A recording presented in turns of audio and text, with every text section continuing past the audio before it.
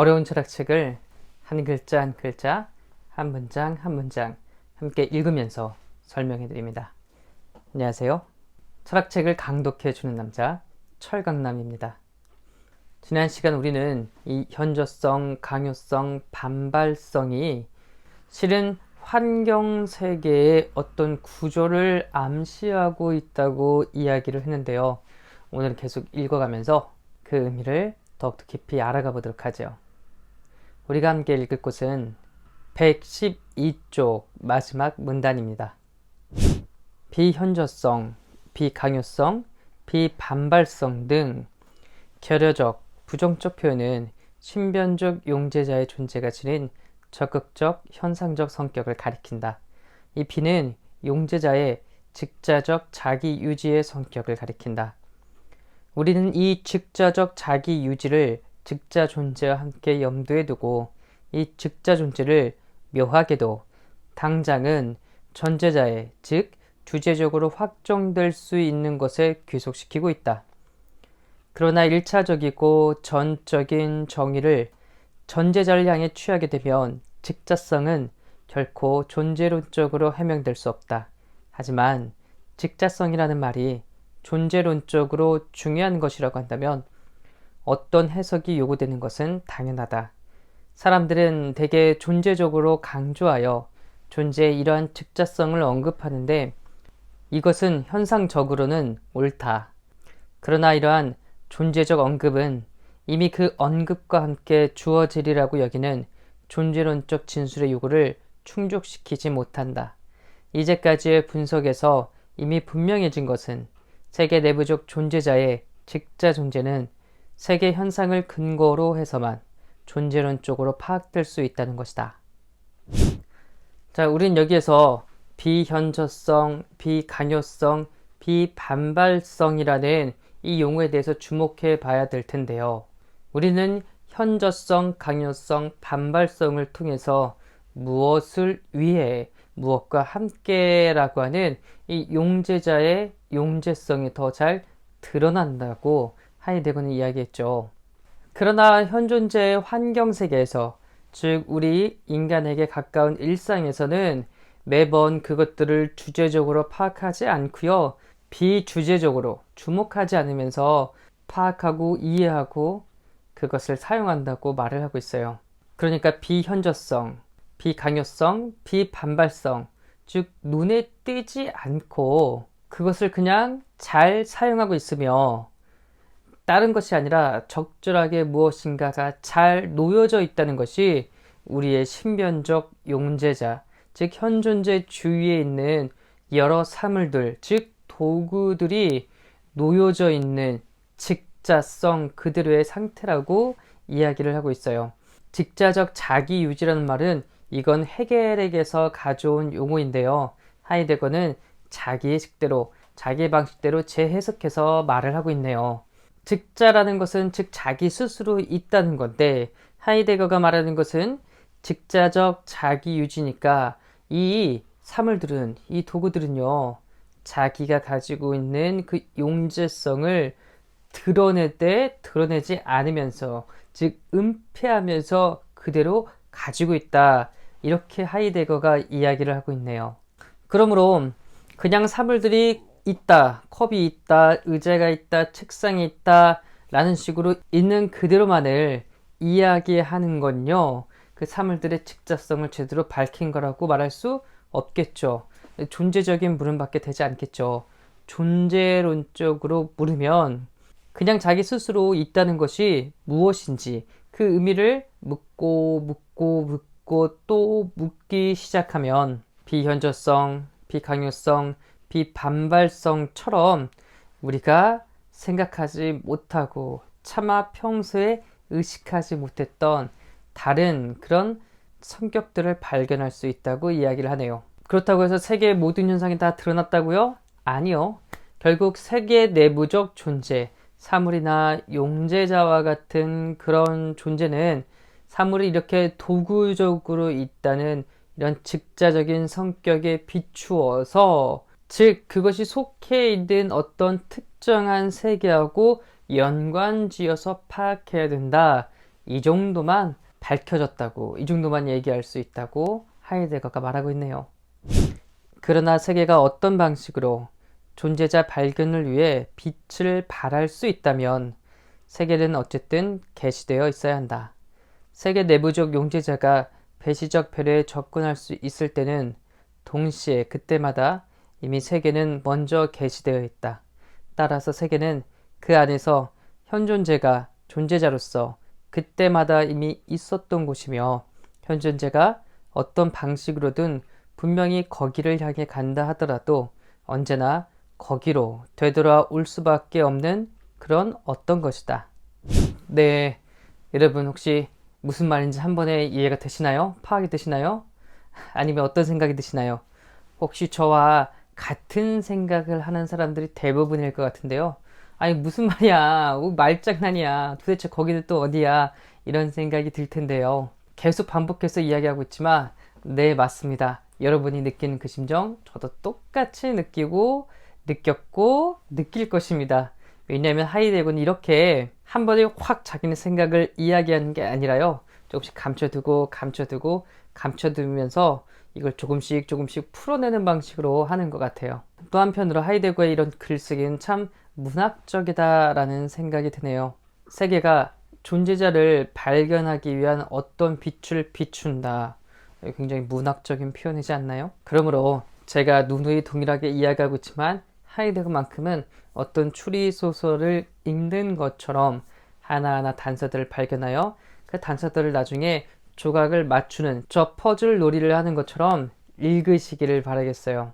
하이데거의 후기 철학을 보면 존재의 빛에 비추어 어떻게 존재자들을 발견하고 이해할 수 있나, 그런 주제를 가지고 이야기를 하니까요. 그런 더 상징적이고 풍부하고 비유적인 언어들이 그냥 뜬금없이 나온 것은 아니고 이게 존재와 시간에서부터 다 담겨 있구나, 이렇게 생각하시면 좋을 것 같아요.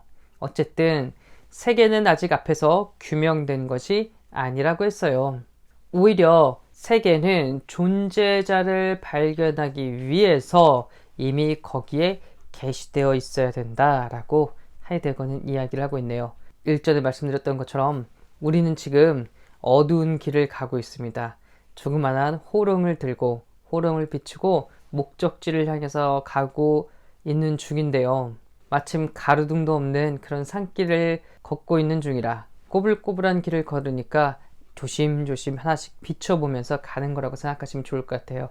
이처럼 먼저 우리가 어디로 가야 할지 그 길이 열려져 있는 거고요. 대신 그 게시되어 있는 길들이, 열려져 있는 길들이 어두워서 우리는 이렇게 하나하나 비춰보면서 갈 수밖에 없을 것 같아요. 하이데거는 아마 이런 식으로 비유적으로 세계가 게시되어 있다라고 말할 수 있을 것 같습니다. 우린 저 세계의 의미와 존재자의 의미를 다 파악하고 이해해야 될 텐데 지금은 저 편견적 이해, 막연한 이해, 우선 대개의 그런 이해 방식으로 우리에게 게시되어 있다, 열려져 있다, 보여지고 있다라고 생각하면 좋을 것 같아요. 말이 되지는 않지만 하이데거가 이렇게 사용하고 있으니까, 이렇게 썼으니까 우리도 한번 이 용어를 따라가 보도록 합시다. 세계 내부적 용제자가 배시를 한대요. 가능할까요? 가능하지가 않겠죠. 세계 내부적 용제자는 도구나 사물을 이야기하는 건데 어떻게 이게 배시를 하겠습니까? 배시는 우리 현존재만이 하겠죠. 그러므로 그 다음 문단은 바로 현존재를 들먹이는 거라고 보시면 좋을 것 같아요. 즉 세계 내부적 용제자가 배시한다는 이야기는 현존재가 이 세계 내부적 용제자들을 볼 때, 어떤 도구나 사물들을 볼 때라고 보시면 좋을 것 같아요. 그때 세계는 이미 열려져 있어야 됩니다. 우리에게 친숙한 환경 세계가 이미 열려져 있어야 돼요. 우리는 거실에서 소파라든지 TV나 혹은 장식장들을 볼 수 있는 거고요. 우리는 안방이라는 세계에서 침대라든지 혹은 옷장 같은 걸 볼 수 있을 겁니다. 즉 우리는 집이라고 하는, 나의 집이라고 하는 하나의 세계에서 다양한 존재자들을 만날 거예요. 그러므로 세계 내부적 용제자들을 만날 때 이미 세계는 그 용제자들을 만나기 이전에 먼저 열려 있어야 된다고 말을 하고 있어요. 하이데거가 여기에서 말하는 것은요, 우리의 일상적인 세계, 환경 세계를 이야기하고 있어요. 그러므로 어떤 세계에서 어떤 용지자들을 만난다? 그러면 그것은 당연히 어떤 현존재가 살았던 것이고, 집을 향해 갈 수도 있고, 공장을 향해 갈 수도 있고, 학교를 향해 갈 수 있는 것처럼 언제나 거기로 향하기도 하고 그쪽으로 향할 수밖에 없는 바로 그런 곳이다 라고 하이데거가 이야기를 하고 있네요. 이제까지의 해석에 따르면 세계의 존재란 도구 전체의 용재성을 구성하는 지시들 속에 비주제적, 배시적으로 몰두하는 것을 의미한다.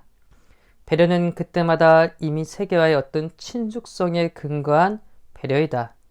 이 친숙성 속에서 현존재는 세계 내부적으로 만나는 것에 자신을 상실할 수도 있고 또 그것에 현혹당할 수도 있다. 현존재와 친숙한 것은 무엇이며 세계 내부적인 것의 세계 적합성은 왜 빛을 발할 수 있는가? 배신은 지시 전체성 안에서 활동하고 지시 전체성이 부서지면 존재자의 전제성을 대두시키는데 이러한 지시 전체성은 더 자세하게는 어떻게 이해될 수 있는가? 세계성의 현상과 문제 해명을 겨냥한 이 물음들에 대답하기 위해서는 세계성의 구조에 대한 보다 구체적인 분석이 요구되거니와 위에서 제기한 물음들은 이 구조의 연관 속으로 묻고 들어가는 것이다. 네, 하이데거는 여기에서 일단락을 마무리 짓고요. 그 다음에 다른 과제로 넘어가기 위해서 우리에게 어떤 물음들을 던져주고 이 물음들을 던져주기 위해서 세계의 구조에 대해서 더 깊이 있게 파악할 것이다 라고 말합니다. 지금 이 부분이 한 절의 마지막 부분이라서 마무리하는 거라고 보면 좋을 것 같아요. 우선 첫 번째 하이데거가 마무리한 부분부터 살펴보도록 하죠. 자, 지금까지 내용을 정리해서 하이데거는 현존재에 대해서 다시 한번 정의를 내리고 있어요. 세계 내 존재란 말은 다른 말로 현존재죠. 세계 내 존재가 현존재의 근본 틀이라고 했으니까요. 현존재의 근본 틀을 가지고 있는 존재자는 당연히 현존재밖에 없겠죠. 다 비슷비슷한 말이지만 제가 자꾸 세계 내 존재, 현존재 하니까 여러분들이 헷갈릴 수 있겠지만요. 결국엔 우리 인간, 우리 사람입니다. 왜 이렇게 같은 말을 이때는 이렇게 저때는 저렇게 사용하면서 그리고 이걸 가지고 서로 왔다 갔다 병합해서 사용하면서 사람을 헷갈리게 하는지 모르겠네요. 일전에 현존재는 묻는 존재자다, 묻는 존재자이기 때문에 현존재다 라고 이야기를 했어요. 바로 19쪽 존재 물음의 존재적 우위에서 이야기를 했는데요. 이때 물음을 던질 때 현존재는 자기 존재에 대해서 물음을 던진다고 했죠. 그리고 또한 하이데거는 존재 물음을 수행하기 위해서 이 물음에 걸리는 존재자인 현존재를 먼저 제대로 분석하는 게 중요한데요. 존재 물음에 대해서 물었던 고대 존재론의 그 세 가지 물음들이 잘못되었던 것처럼 본인 자신도 그와 똑같은 잘못을 저지르지 않기 위해서 이 현존재가 어떤 존재인가 이것에 대해서 제대로 파악하고 분석한 후에 존재에 대해서 묻겠다고 그랬죠. 그래서 현존재가 어떤 존재인가 라고 우리는 묻고 있는데요. 먼저 하이데거는 실존과 각자성에 입각해서 이해를 해야 된다 그랬고 두 번째로는 세계 내 존재라고 이게 바로 현존재의 근본 틀이라고 이야기를 했어요. 그래서 이 세계 내 존재에 대해서 파악하려고 하다 보니까 세계가 무엇인지에 대해서 어떻게 존재하는지에 대해서 알아야 된다고 이야기를 했고 세계에 대해서 또 이해를 가지기 위해서는 우리에게 친근한 그 우리의 일상에 가까운 환경 세계에 대해서 분석해 들어가기 시작한다고 했어요. 그리고 환경 세계에서 우리가 어떻게 세계 내부적 존재자들을 만나는가 하고 봤더니 용재성에 입각해서 만난다고 말을 하였습니다. 이게 지금까지 내용이에요. 그 다시 한번 우리가 읽었던 113쪽 마지막 문단의 저 첫 번째 줄에 대해서 읽어볼게요. 세계의 존재란 도구 전체의 용재성을 구성하는 지시들 속에 비주제적, 배시적으로 몰두하는 것을 의미한다. 결국에는 세계 내 존재인 우리 인간들은요, 우리에게 익숙하고 친숙한 저 환경 세계에서 이 도구들과 다른 여타 도구들이 우리에게 무언가를 지시한대요. 이런 연관 관계들 사이에 몰입해서 집중해서 그 속에 푹 빠져서 살아가는 존재래요. 그런데 우리가 이렇게 푹 빠져 있다는 것을 언제나 주제적으로 포착하고 제대로 잘 알고서 빠져 있을까요? 아니요. 비주제적 배시로서, 그러니까 우리가 빠져 있는지도 모른 채, 우리가 그것에 몰입해 있는지도 모른 채, 집중하지도 못한 채 그렇게 빠져 있다고 이야기를 해요. 왜? 환경세계라고 제가 이야기를 했잖아요. 너무 친숙하기 때문에요. 자, 이를 통해서 현존재에 대한 분석이 끝났을까요? 아니요. 이제 시작일 뿐입니다. 제가 몇 번 이제부터 시작이라고 이야기를 했던 것 같은데요. 도대체 언제까지 시작만 해야 될지 모르겠네요. 그래서 앞으로는 우리에게 남은 여러 가지 주제들에 대해서 연구하고 하이드가 던졌던 저 물음들에 대해서 또 하나하나 그 의미를 파헤치고 답을 찾아가는 방식으로 연구를 하겠다라고 말을 하고 있네요. 도대체 현존재가 자신을 상실한다는 것은 무엇인지, 현존재에게 친숙하다는 것은 무엇이며, 이 세계의 적합성? 이거 무슨 말이야? 지시 전체성은 무엇이며, 그것이 부서진다는 것은 어떤 의미일까? 이런 것들에 대해서 계속 연구하려면 이 세계에 대해서, 이 세계성에 대해서 더더욱 파헤쳐 봐야 된다니까요. 다음 장에 이어서 계속 알아보도록 하겠습니다. 다음 장이 지시와 기호인데요. 같이 공부했던 수많은 학생들이 어려워했던 파트이기도 합니다. 그러나 제가 최대한 쉽게 여러분들에게 설명해 드릴 테니까요. 저를 믿고 이 존재와 시간 한 글자 한 글자, 한 문장 한 문장 알아가 보자고요. 오늘 또 긴 시간 저와 함께 이렇게 어려운 책 읽느라고 너무나 수고하고 애쓰셨습니다. 오늘은 여기까지 하도록 하겠습니다. 감사합니다.